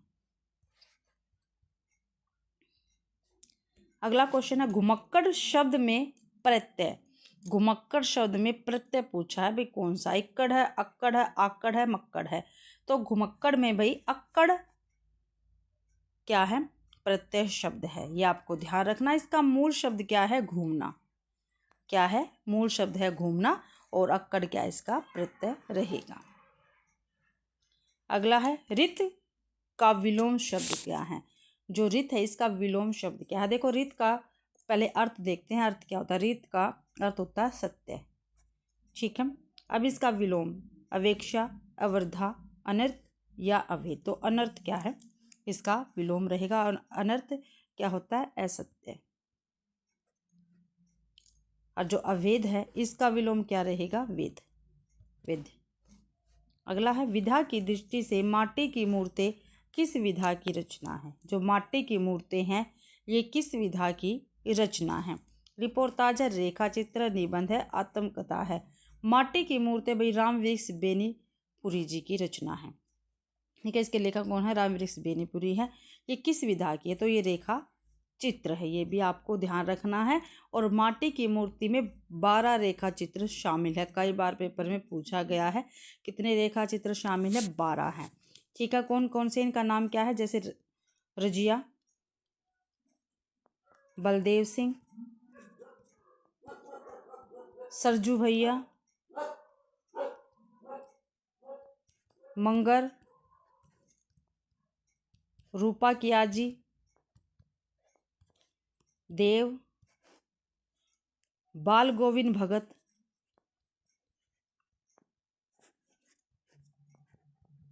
भोजी, परमेश्वर, बेजू मामा, सुभान खां और बुधिया। ये 12 है भाई इसमें रेखा चित्र शामिल। अगला क्वेश्चन है, हरिगीतिका छंद में कुल कितनी मात्राएं होती है? तो कुल कितनी मात्राएं होती है भाई? 24, 28, 32 या 36। तो हरिगीतिका में कुल 28 मात्राएं होती है, मैंने काफ़ी बार बताया है आपको। और जिस बच्चे ने भाई पीछे की क्लासें नहीं देखी तो मैंने चैनल पर प्लेलिस्ट बना रखी है, आप चैनल पे जाके विजिट ज़रूर करें भी। और ये प्लेलिस्ट आपके पेपर के लिए काफ़ी महत्वपूर्ण है। और इसके साथ साथ मैंने हिंदी साहित्य का इतिहास जो है, ठीक है, उसकी थ्योरी और MCQ भी आपको प्रोवाइड करवा रखे हैं, और वो भी मैंने प्लेलिस्ट बना रखी है, वो क्लास भी आप जाके देखें। और स्टेट के लिए जो पुराने पेपर है वो भी मैंने सोल्व करवा के प्लेलिस्ट बना दी है। NCERT की प्लेलिस्ट बना रखी है, आप जाके विजिट जरूर करें भाई। ठीक है, तो हरिगीतिका छंद में कुल कितनी है? 28 मात्राएं होती है। और जो हरिगीतिका है ये सममात्रिक छंद है। क्या भाई? सममात्रिक छंद है, ये आपको ध्यान रखना है। और इस छंद के प्रत्येक चरण में 28 मात्रा, ये तो मैंने आपको बता दी। और 16 और 12 मात्राओं पर क्या है? यति होती है, और अंत में लघु और गुरु का प्रयोग होता है, ये आपको ध्यान रखना है। अगला क्वेश्चन है, भरत मुनि के अनुसार काव्य दोषों की संख्या कितनी है? भरत मुनि के अनुसार बताना है, 9 है, 8 है, 7 है या 10 है। तो भरत मुनि के अनुसार काव्य दोषों की संख्या भी 10 है। ठीक है, भरत मुनि ने भी काव्य गुण भी 10 माने और काव्य दोष भी 10 बताए हैं। ठीक है, ये आपको ध्यान रखना है। एक मिनट, भरत मुनि और जो भरत मुनि है इसके विषय इनके बारे में देख लेते हैं भाई। जो भरत मुनि जी हैं इनको संस्कृत काव्य शास्त्र का, क्या भी, संस्कृत काव्य शास्त्र का प्रथम आचार्य माना जाता है भरत मुनि जी को। ठीक है, और इनका समय बताया जाता है दूसरी सदी। और इनकी रचना है नाट्य शास्त्र। कौन सी है? नाट्य शास्त्र। इनका काफ़ी महत्वपूर्ण ग्रंथ है और इसे पंचम वेद भी कहा जाता है। ठीक है। और इस ग्रंथ में ही 10 गुण, 10 दोष, 4 अलंकार माने गए हैं। और 4 अलंकार भरत मुनि ने कौन कौन से माने, मैंने पहले भी बताया है। यमक, उपमा, रूपक और दीपक। अगला क्वेश्चन है, तिन्ही सोहाई न अवध बधावा, चोरही चंदनी राती न भावा। इस चौपाई में कौन सा अलंकार है? निर्देशना है, लुपोत्तमा है, वक्रोक्ति है या प्रतिवस्तु उपमा है? तो भाई इसमें प्रतिवस्तु उपमा अलंकार रहेगा, ये आपको ध्यान रखना है। और प्रतिवस्तु उपमा अलंकार कहाँ होता है? जहाँ उपमेय और उपमान के पृथक पृथक यानी अलग अलग वाक्यों से एक ही समान धर्म दो भिन्न भिन्न शब्दों द्वारा कहा जाए, वहाँ पे प्रतिवस्तु उपमा अलंकार होता है। अगला क्वेश्चन है, प्रजा हित में कौन सा अलंकार है? प्रजा हित में कौन सा अलंकार है भाई? तो प्रजा का हित, प्रजा का हित, तो प्रजा का हित तत्पुरुष समास रहेगा, विभक्ति इसके अंदर है भाई, ये आपको ध्यान रखना है। संसार शब्द में कौन सी संधि है? ठीक है। और भाई इसमें देख लेते हैं तत्पुरुष समास में भी कौन सा है? प्रजा का हित, तो का आ गया तो संबंध, प्रजा का, ठीक है, हित, संबंध तत्पुरुष समास रहेगा। संसार शब्द में कौन सी संधि है? संसार शब्द में कौन सी संधि है? व्यंजन संधि है, गुण संधि है, दीर्घ संधि है, विसर्ग संधि है। तो भाई संसार में भाई व्यंजन संधि रहेगी, ठीक है, ये आपको ध्यान रखना है भाई। सम प्लस में सार, संसार। अर्थ की दृष्टि से वाक्य के कितने भेद होते हैं? अर्थ की दृष्टि से वाक्य के कितने भेद होते हैं? 6, 10, 7 या 8? तो अर्थ की दृष्टि से भाई वाक्य के 8 भेद होते हैं। कितने भेद होते हैं? 8 भेद होते हैं। कौन कौन से होते हैं 8 भेद? तो भाई अर्थ के आधार पर भाई वाक्य रचना के 8 भेद होते हैं। एक तो विधानवाचक, निषेधवाचक, ठीक है, आज्ञावाचक, इच्छावाचक, संकेतवाचक, प्रश्नवाचक, संदेहवाचक और लास्ट में है विस्मयादि बोधक वाक्य के आपको ध्यान रखना है भाई, ठीक है। और रचना की दृष्टि से वाक्य के 3 भेद, यहाँ पे तो अर्थ की दृष्टि से है, रचना की दृष्टि से भी देख लो क्योंकि पूछे जाते हैं। 3 भेद होते हैं, ठीक है, वाक्य के। कौन कौन से? सरल वाक्य, संयुक्त वाक्य और मिश्र वाक्य भी, ये 3 भेद होते हैं। तो इसी के साथ रस संप्रदाय का आचार्य किसे माना जाता है? ठीक है, कुंतक को, दंडी, शिमेंद्र या विश्वनाथ को? जो विश्वनाथ जी हैं इनको रस संप्रदाय का आचार्य माना जाता है। कुंतक को भाई वक्रोक्ति संप्रदाय का आचार्य माना जाता है, ठीक है। शिमेंद्र को औचित्य संप्रदाय का आचार्य माना जाता है। अगला क्वेश्चन देखते हैं। अभी धू प्लस में राज की संधि दुराज, दुराज, दुर्राज या दुराज? तो दुर्राज क्या है? बिल्कुल सही रहेगा और ये व्यंजन संधि का उदाहरण है। क्या है? व्यंजन संधि का उदाहरण है। और व्यंजन संधि के और भी उदाहरण है जो काफी बार पेपर में पूछे गए हैं, जैसे नहीं प्लस में रव, नीरव, ठीक है, नहीं प्लस में रस, नीरस, नहीं प्लस में रोग, निरोग। ये विसर्ग संधि के उदाहरण है भाई। और इसके साथ साथ मैंने भाई आपको शॉर्ट क्लास भी प्रोवाइड करवाई है और हिंदी व्याकरण के उसमें मैंने काफी बेहतरीन ट्रिक्स से आपको शॉर्ट प्रोवाइड करवाए, तो आप उन शॉर्ट को भी जाकर देखें। एक शॉर्ट में आपको एक क्वेश्चन पेपर में देखने को जरूर मिलेगा भाई, ठीक है। और मैंने प्लेलिस्ट भी बना रखी है, तो आप उन प्लेलिस्टों को भी आप जरूर से जरूर विजिट करें। हिंदी साहित्य की अलग बना रखी है स्टेट के लिए, और स्टेट के लिए जो हम क्वेश्चन कर रहे हैं उनकी प्लेलिस्ट अलग से मैंने बना रखी है। ठीक है, थ्योरी क्लास की अलग से है, एनसीईआरटी और ओल्ड क्वेश्चन पेपर की अलग से बना रखी है। तो प्लीज आप उनको जाकर विजिट करें। और जो एएमआरएस की और केवीएस की क्वेश्चन वाली सीरीज मैंने चला रखी, तो आप उनको भी जरूर से जरूर देखिए। अगला क्वेश्चन है, लिए श्रवण आरती भक्त जन करते शंख ध्वनि झनकार, इसमें कौन सा काव्य दोष है? तो इसमें कौन सा काव्य दोष है ये हमें बताना है।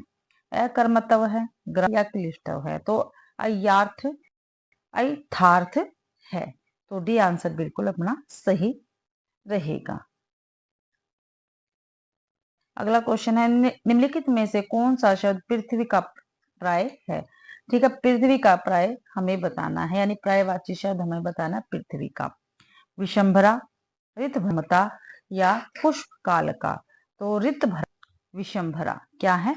विशंभरा, ए ऑप्शन अपना बिल्कुल सही है। और पृथ्वी के और भी प्रायवाची शब्द है जो काफी बार पेपर में पूछे गए हैं, आप नोट कर सकते हैं। भू, इला, भूमि, धरा, धरती, धरत्री, धरणी, वसुधा, वसुंधरा। ठीक है, आइए आपको ध्यान रखना है भाई। अगला क्वेश्चन है, श्रृंखला संज्ञा भेद की दृष्टि से, जो श्रृंखला है ये संज्ञा भेद की दृष्टि से क्या है?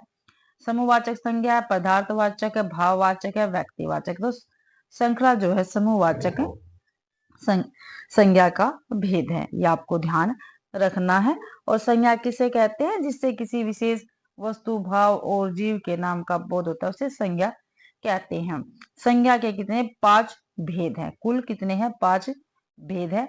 कौन कौन सी? व्यक्तिवाचक संज्ञा, जातिवाचक, समूहवाचक, भाववाचक और द्रव्यवाचक संज्ञा। अगला क्वेश्चन है, ज्ञान राशि के संचित कोष का नाम साहित्य है। काफी महत्वपूर्ण कथन है भाई। साहित्य के संदर्भ में यह मनीषी का यह कथन किसका है? ठीक है, ये कथन किसका है भाई? हजारी प्रसाद द्विवेदी का है, पंडित महावीर प्रसाद द्विवेदी का, पंडित रामचंद्र शुक्ल जी का है, डॉक्टर नगेंद्र का। तो ज्ञान राशि के संचित कोष का नाम साहित्य, ये कथन पंडित महावीर प्रसाद द्विवेदी जी का रहेगा। और ये काफी महत्वपूर्ण कथन है, और महावीर प्रसाद द्विवेदी के नाम से ही द्विवेदी युग नाम पड़ा था भाई। अगला क्वेश्चन है, बताओ कि तुम कब लौटे, वाक्य का सरल वाक्य में परिवर्तन। ठीक है, ये वाक्य है, इसका हमें सरल वाक्य में परिवर्तन करना। बताओ कि तुम कब लौटे, तो भाई देखो, जो बताओ कि तुम कब लौटे ये क्या है? ये क्वेश्चन सॉरी भाई प्रश्नवाचक भी है, ठीक है, और मिश्रित वाक्य भी है ये। ठीक है, इसको हमने सरल वाक्य बनाना है। तो तुम कब लौटे, यहाँ बताओ नहीं, अपने लौटने का सही से समय बताओ नहीं, बताओ तुम कब लौटे नहीं भाई, अपने लौटने का समय बताओ, ये बिल्कुल सही रहेगा, यानी डी आंसर अपना बिल्कुल सही है। अगला क्वेश्चन है, उस मकान की तीसरी मंजिल पर राजकुमार का दफ्तर है, इस वाक्य में पदबंध है, तो इस वाक्य में कौन सा पदबंध है? उस मकान की तीसरी मंजिल पर राजकुमार का दफ्तर है, तो क्रिया विशेषण पदबंध, संज्ञा पदबंध, सार्वजनिक पदबंध या विशेषण पदबंध? तो भाई क्रिया विशेषण पदबंध रहेगा, ये आंसर बिल्कुल सही रहेगा। अगला क्वेश्चन है, उसका सब कुछ लुट गया, इस वाक्य में कौन सा सर्वनाम है? उसका सब कुछ लुट गया, तो संकेतवाचक सर्वनाम है, अनिश्चयवाचक है, निश्चयवाचक है या निजवाचक सर्वनाम है? उसका सब कुछ लुट गया, तो यहाँ पर अनिश्चयवाचक सर्वनाम रहेगा, बी आंसर बिल्कुल सही है अपना। अगला क्वेश्चन है, भेद की दृष्टि से पदबंध कितने प्रकार के होते हैं? भेद की दृष्टि से जो पदबंध है ये कितने प्रकार के होते हैं? 10, 6, 8 या 4? तो भेद की दृष्टि से जो पदबंध है भाई ये 8 प्रकार के होते हैं, ये आपको ध्यान रखना है। अगला क्वेश्चन है, अनुमतिवाद के प्रतिपादक आचार्य कौन है? ठीक है, अनुमतिवाद के प्रतिपादक आचार्य कौन है? भामा है, शंकु है, दंडी है या मम्मट है? तो शंकु क्या है? अनुमतिवाद के आचार्य रहेंगे भी। ठीक है, मैं आपको आचार्य, उनके सिद्धांत और दर्शन बता रही हूं, आप लिख लेना। ठीक है, जो रस सूत्र के 4 व्याख्याकार है और उनके मैं चारों के आपको सिद्धांत और दर्शन बता रही हूँ, आप प्लीज उसको नोट कर लेना, क्योंकि पेपर में यहाँ से क्वेश्चन पूछा ही पूछा जाता है। ठीक है, तो भट्टलोलट इनका है भाई उत्पत्ति या आरोपवाद। क्या है? उत्पत्तिवाद या भाई आरोपवाद। ठीक है, और इनका दर्शन है मीमांसा दर्शन। कौन सा है? मीमांसा दर्शन रहेगा। शंकु का आपको पता चल गया, अनुमतिवाद। ठीक है, इनका दर्शन न्याय है। ठीक है, और जो भट्टनायक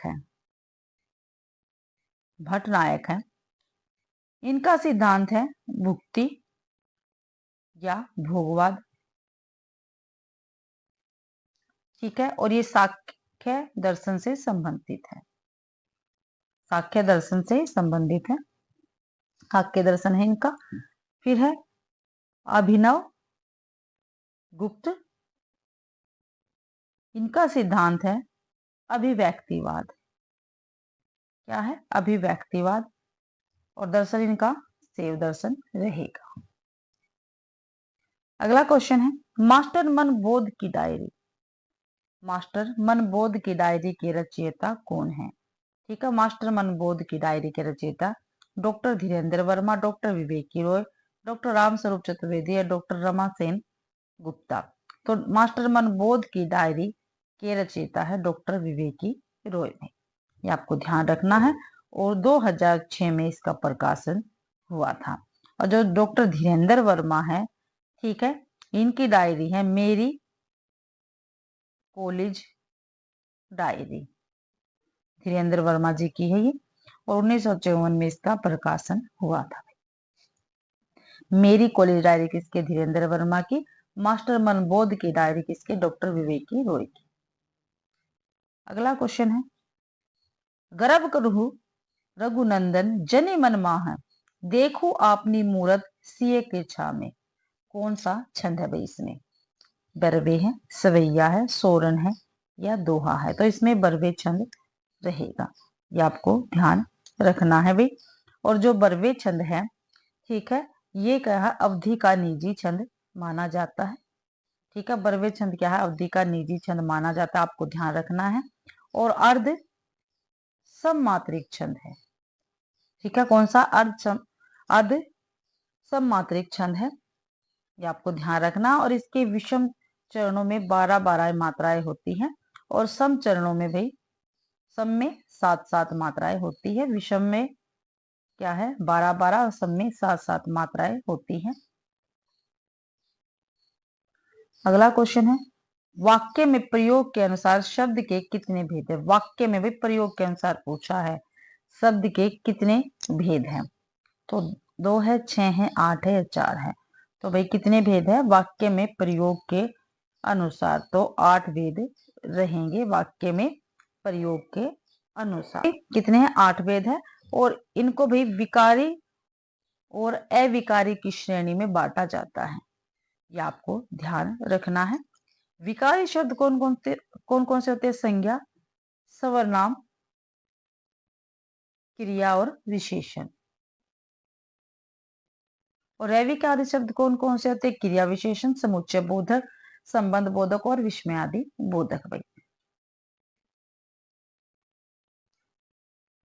अगला क्वेश्चन है, नव ऐश्वर्य का संधि विच्छेद क्या है? नवे ऐश्वर्य का संधि विच्छेद क्या है? नव प्लस में ऐश्वर्य, नवे प्लस में ऐश्वर्य, नव प्लस में ऐश्वर्य, नवे प्लस में ऐश्वर्य। तो नव प्लस में ऐश्वर्य रहेगा भाई। ठीक है, और ये वृद्धि स्वर संधि का उदाहरण है। ठीक है, वृद्धि स्वर संधि के और भी उदाहरण बताती हूँ मैं, जैसे एक प्लस में काफी महत्वपूर्ण, काफी बार पेपर में पूछा जाता है। एक सदा प्लस में एव, सदैव। ठीक है। परम प्लस में ओजस्वी। ठीक है, परमोजस्वी। अगला क्वेश्चन है जीवन यात्रा का कोलाज। क्या है? जीवन यात्रा का कोलाज के लेखक कौन है? तो कौन है भाई जीवन यात्रा का कोलाज के लेखक? जानकी वल्लभ शास्त्री है, डॉक्टर जगदीश जोशी है, डॉक्टर विवेक की रॉय है, या डॉक्टर श्याम सुंदर घोष है? तो doctor Jagdish Joshi. B answer अपना बिल्कुल सही है। और जानकी वल्लभ शास्त्री ने, ठीक है, निराला के पत्र निराला के पत्र नाम से रचना की है जानकी वल्लभ शास्त्री ने। और जीवन यात्रा का कोलाज ये डॉक्टर जगदीश जोशी की रचना है। अगला क्वेश्चन, मैं नहीं जानता कि वह कहाँ है। इस वाक्य में रेखांकित वाक्य किस प्रकार का उपवाक्य है? मैं नहीं जानता कि वह कहाँ है। ठीक है, तो क्रिया विशेषण है, क्रिया विशेषण उपवाक्य, विशेषण उपवाक्य, क्रिया उपवाक्य या संज्ञा उपवाक्य। तो भाई ये संज्ञा उपवाक्य रहेगा। मैं नहीं जानता कि वह कहाँ है, इस वाक्य में भाई संज्ञा उपवाक्य का ये उदाहरण रहेगा। अगला क्वेश्चन है रूपांतरण के अनुसार शब्दों के कितने भेद हैं? रूपांतरण के अनुसार शब्द के भाई दो भेद है। ठीक है, पहले भी मैंने आपको बताया विकारी और अविकारी शब्द। ठीक है, विकारी और अविकारी शब्द। विकारी शब्द किसको कहते हैं? ऐसे शब्द जो लिंग, पुरुष, वचन आदि के आधार पर रूप में परिवर्तन करते हैं, उसको विकारी शब्द कहा जाता है। और अविकारी शब्द जो शब्द कभी अपना रूप परिवर्तन नहीं करते या रूप नहीं बदलते, उसको अविकारी शब्द कहते हैं। मैंने पिछले क्वेश्चन में आपको विकारी और अविकारी शब्द बताए हैं, फिर बता देती हूँ। विकारी संज्ञा, सर्वनाम, क्रिया विशेषण। ठीक है, विकारी क्रिया विशेषण, समुच्चय बोधक, संबंध बोधक और विषयादि बोधक। अगला क्वेश्चन है मुझे थोड़ी चाय दो। इस वाक्य में कौन सा विशेषण है? मुझे थोड़ी चाय दो, इस वाक्य में कौन सा विशेषण है? समुदाय वाचक, परिमाणवाचक, गुणवाचक या संख्यावाचक? संख्यावाचक, तो परिमाणवाचक विशेषण रहेगा। बी आंसर अपना बिल्कुल सही है भाई। ठीक है, और परिमाणवाचक विशेषण किसे कहते हैं? किसी वस्तु के माप तोल का जो बोध कराता है उसको परिमाणवाचक विशेषण कहते हैं। जैसे थोड़ी, जो थोड़ी है, ठीक है, ये अनिश्चित परिमाणवाचक विशेषण है भाई। अगला क्वेश्चन है रस के साधन सामग्री के चार प्रमुख अवयव में से निम्नलिखित में से कौन सा नहीं है? ठीक है, जो रस है इसकी साधन सामग्री के चार प्रमुख अवयव है, इसमें से कौन सा नहीं है? विभाव, अनुभाव, संचार या प्रश्न भाव? तो प्रश्न भाव नहीं होता भाई, विभाव, अनुभाव, संचारी भाव होता है। और एक होता है सताई भाव। क्या है? सताई भाव। ठीक है, सताई भाव, विभाव, अनुभाव, संचारी भाव, ये चार होते हैं। अगला क्वेश्चन है श्यामा प्रसाद मुखर्जी जीवन चरित्र के लेखक कौन है? श्यामा प्रसाद मुखर्जी, ठीक है, क्या है? एक जीवन चरित्र है, इसके लेखक पूछा है कौन है। तो कौन है? छविनाथ पांडे, बलराज मधोक, आनंद प्रकाश जैन या केदारनाथ साहनी? तो श्यामा प्रसाद मुखर्जी जीवन चरित्र के लेखक है बलराज मधोक। ठीक है, बी आंसर अपना बिल्कुल सही रहेगा। अगला क्वेश्चन रचना की दृष्टि से वाक्य कितने प्रकार के होते हैं? रचना की दृष्टि से वाक्य कितने प्रकार के होते हैं? 8, 9, 3, 4। तो रचना की दृष्टि से वाक्य भी 3 प्रकार के होते हैं। कौन कौन से? सरल वाक्य, संयुक्त वाक्य, ठीक है, मिश्र या मिश्रित वाक्य भी। और अर्थ की दृष्टि से 8 होते हैं भाई। वाक्य के भेद 8 होते हैं। कौन कौन से? विधिवाचक, निषेधवाचक, आज्ञावाचक, प्रश्नवाचक, विस्मयवाचक, संदेहवाचक, इच्छावाचक और संकेतवाचक। ठीक है, मैंने पिछली क्लास में भी आपको बताया था। अगला क्वेश्चन है प्रयोग के अनुसार सर्वनाम के कितने भेद होते हैं? प्रयोग के अनुसार पूछा है सर्वनाम के कितने भेद होते हैं? तो 8, 2, 6, 4। तो सर्वनाम के भाई 6 भेद होते हैं।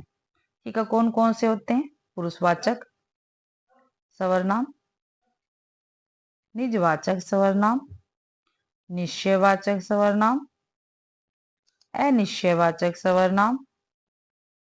ठीक है, अनिश्चयवाचक सर्वनाम हो गया भाई, संबंधवाचक हो गया और पर्सनवाचक। ठीक है, और जो पुरुषवाचक है इसके फिर 3 भेद होते हैं। ठीक है, कौन कौन से? उत्तम पुरुष, मध्य पुरुष और अन्य पुरुष। अगला क्वेश्चन देखते हैं, पत्थर का लैंप पोस्ट। पत्थर का लैंप पोस्ट साक्षात्कार है ये, इस संग्रह के लेखक कौन है? पत्थर का लैंप पोस्ट साक्षात्कार संग्रह के लेखक कौन है? कैलाश कल्पित, शरद देवड़ा, प्रेम कुमार, रणवीर रांगरा। तो कौन है?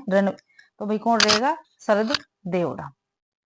जो शरद देवड़ा है ये पत्थर का लैंप पोस्ट साक्षात्कार के लेखक रहेंगे।